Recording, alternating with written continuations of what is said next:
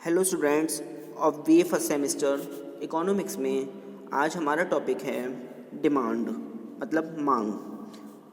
पहले इसका कॉन्सेप्ट जान लेते हैं। An economic principle that describes a consumer's desire and willingness to pay a price for a specific good और service. एक कंज्यूमर की जो इच्छा होती है और विलिंगनेस पे करता है प्राइस को वो स्पेसिफिक गुड और सर्विस के लिए। इसमें सुनिए आगे। 3 elements of demand: desire to acquire a commodity, willingness to pay price for it, ability to pay for it. मतलब किसी वस्तु को प्राप्त करने की इच्छा, उसे क्रय करने के साधन, इन साधनों को वस्तु खरीदने के लिए प्रयोग करने की तत्परता। आगे सुनिए। इसकी अब डेफिनेशंस आती हैं। डेफिनेशंस ऑफ डिमांड मतलब मांग की परिभाषाएं। फर्स्ट है according to Penson, demand implies 3 things: desire to possess a thing, second है means for purchasing it, third है willingness to use those means for purchasing it. मतलब पेंशन के अनुसार मांग केवल एक प्रभावपूर्ण इच्छा है। इसमें 3 बातें सम्मिलित होती हैं। नंबर फर्स्ट, किसी वस्तु को प्राप्त करने की इच्छा, नंबर सेकंड उसे क्रय करने के साधन, नंबर थर्ड इन साधनों को वस्तु खरीदने के लिए प्रयोग करने की तत्परता। ठीक है। अब सेकंड डेफिनेशन है according to Mill. We must mean by the word demand the quantity demanded and remember that this is not a fixed quantity but in general varies according to value. मतलब Mill के शब्दों में मांग का अभिप्राय किसी वस्तु की उस मात्रा से है जो एक निश्चित मूल्य पर खरीदी जाती है। इस अर्थ में मांग सदा मूल्य से संबंधित होती है। अब इसकी आलोचना सुन लीजिए। यह परिभाषा उचित नहीं है क्योंकि मांग और आवश्यकता दोनों का एक ही अर्थ लगाया गया है। केवल उसी आवश्यकता को हम मांग कहते हैं जो पूरी की जाती है। इसके अतिरिक्त मांग सदा ही मूल्य और समय के संदर्भ में व्यक्त की जाती है। यद्यपि मांग की ये परिभाषा पेंशन द्वारा दी गई मांग की परिभाषा से श्रेष्ठ है क्योंकि इनमें मांग को कीमत के संदर्भ में परिभाषित किया गया है, परंतु जब तक मांग कीमत और समय के संदर्भ में नहीं बताई जाती अर्थशास्त्र में उसका कोई महत्व नहीं होता।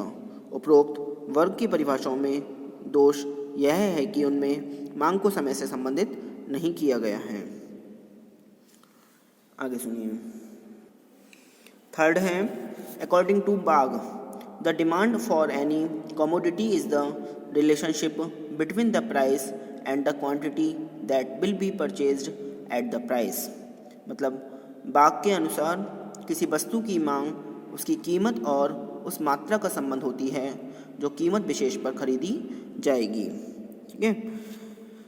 इसकी आलोचना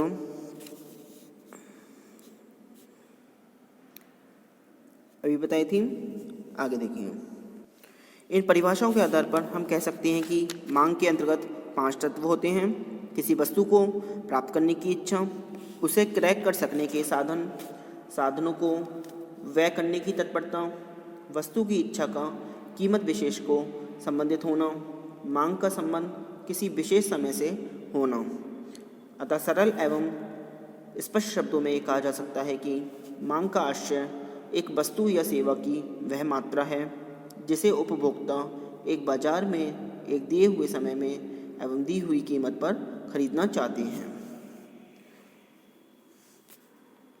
जैसे आलू की मांग 10 क्विंटल है, आलू की मांग 5 रुपये किलो, 5 रुपये केजी पर 10 क्विंटल है। आलू की मांग मतलब डिमांड ऑफ पोटैटो ₹5 केजी पर रीवा में प्रतिदिन 10 क्विंटल है। उपयुक्त तीनों उदाहरण में तीसरा उदाहरण ही उपयुक्त एवं पूरा है क्योंकि इसमें वस्तु की मात्रा, कीमत व समय अवधि तीनों का ही उल्लेख होता है। अब आते हैं इसके factors affecting increase and decrease in demand. इसमें change in fashion, change in taste, change in population, income of people, availability of substitutes, availability it complementary goods, advertisements, technical progress और चेंज इन रियल इनकम। इसके बारे में हम पढ़ेंगे, आगे सुनिए।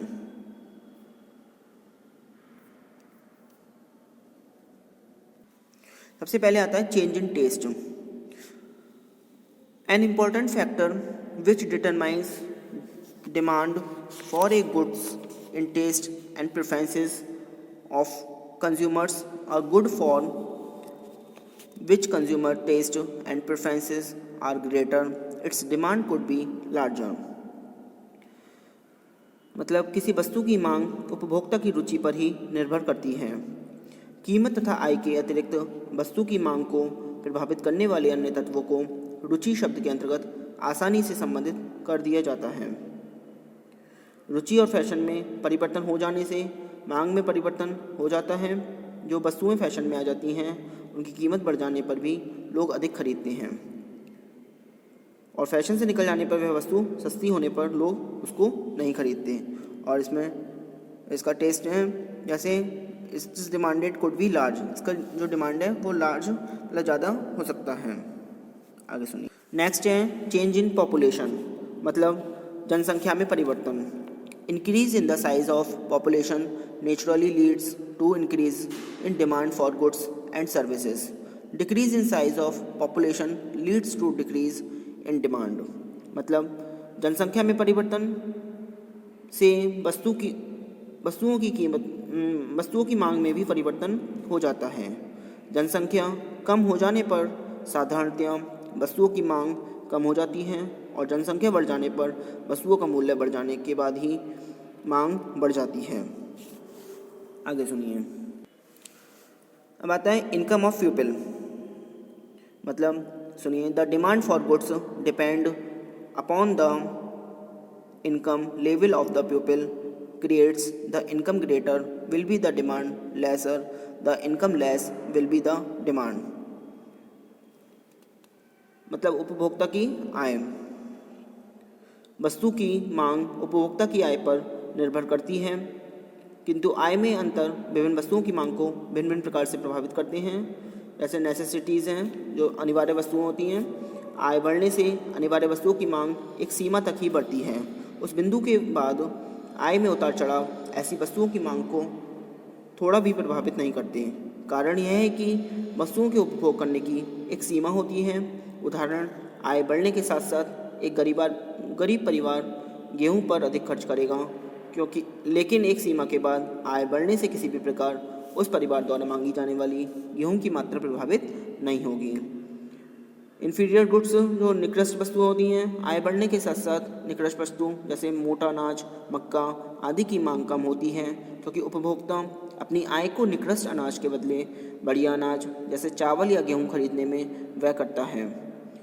Luxuries यानी कि विलासिता की वस्तुएं, ऐसी वस्तुओं की मांग आय के साथ प्रत्यक्ष रूप से संबंधित होती हैं, इसलिए आय में वृद्धि के साथ मांग बढ़ती है और आय में कमी के साथ मांग कम होती है। नेक्स्ट आता है availability of substitutes. If the substitutes are available in large number then the demand for the commodity falls when its substitutes become cheap. If there are more substitutes for a commodity then the demand for it does not fall even if its price increase. मतलब स्थानापन्न वस्तुएं, ये वे वस्तुएं हैं जो एक दूसरे के स्थान पर प्रयुक्त हो सकती हैं, जैसे चाय और कॉफ़ी। इन वस्तुओं के संबंध में मांग में परिवर्तन इस प्रकार होता है कि यदि एक वस्तु चाय की कीमत बढ़ जाए और दूसरी स्थानापन्न वस्तु कॉफ़ी की कीमत समान रहे तो उपभोक्ता पहली वस्तु की मांग कम कर देंगे और दूसरी स्थानापन्न वस्तु की मांग बढ़ा देंगे। आगे देख। नेक्स्ट है अवेलेबिलिटी ऑफ कॉम्प्लीमेंट्री गुड्स। मतलब सुनिए, complementary goods are the goods which are demanded together. पूरक वस्तुएं, मतलब किसी एक आवश्यकता को संतुष्ट करने के लिए यदि दोनों वस्तुओं की मांग संयुक्त रूप में की जाती है तो पूरक वस्तुएं कहलाती हैं। जहाँ तक पूरक वस्तुओं का संबंध है, किसी एक मान लो डबल रोटी का मूल्य बढ़ जाने से, ब्रेड का मूल्य बढ़ जाने से दूसरी पूरक वस्तु बटर की मांग स्वतः कम हो जाती है। अन्य शब्दों में पूरक वस्तुओं के मूल्य तथा मांगी गई मात्रक में उल्टा संबंध होता है। एडवर्टाइजमेंट आता है next. Advertisements are made by a firm to increase the sale of that particular product. Advertisements are repeated several times so that consumers are convinced about superior quality, which helps to increase the demand for product. जो विज्ञापन है वो बने होते हैं एक जो cell की जो इंक्रीज़ होती है उस पर्टिकुलर प्रोडक्ट से। एडवर्टाइजमेंट यानी कि जो विज्ञापन है वो रिपीट करे जाते हैं कई बार, इसलिए जो कंज्यूमर जो उपभोक्ता होते हैं कन्विंस करते हैं अपने सुपीरियर को अच्छी क्वालिटी दिखाकर, जो सहायता करते हैं डिमांड को बढ़ाने में। नेक्स्ट देखिए, नेक्स्ट आता है technical progress. The introduction of new product in the market as a result of invention and discovering also effects the demand. Demand for old goods will be go down and demand for new product will increase. मतलब जो market में जैसे नए product आते हैं तो पुराने जो प्रोडक्ट होते हैं वो उनकी डिमांड जो है कम हो जाती है, वो थोड़ा अच्छा आ जाते हैं नए वाले, तो जो पुराने वालों की जो डिमांड होती है वो कम हो जाती है और नए वालों की डिमांड बढ़ जाती है। नेक्स्ट आता है change in real income. An increase in real income leads to a greater demand for the commodities. It means people purchase more commodities with large real income. Similarly, a decrease in real income leads to decrease in demand. मतलब आय मांग का अभिप्राय वस्तुओं और सेवाओं की उन मात्राओं से है जो समय की दी हुई अवधि में अन्य बातों के पूर्ववत रहने पर उपभोक्ता विभिन्न आय स्तरों पर खरीदने के लिए तैयार होता है। जिस प्रकार मूल्य मांग मूल्यों तथा मात्राओं के संबंध को बताती है, उसी प्रकार आय मांग आयों तथा मांगी गई वस्तुओं और सेवाओं की मात्राओं के संबंध को स्पष्ट करती है। अर्थात आय मांग विभिन्न आय स्तरों तथा वस्तु की क्रय की जाने वाली मात्राओं के पारस्परिक संबंध को व्यक्त करती है। आज के लिए इतना ही। Thank you very much.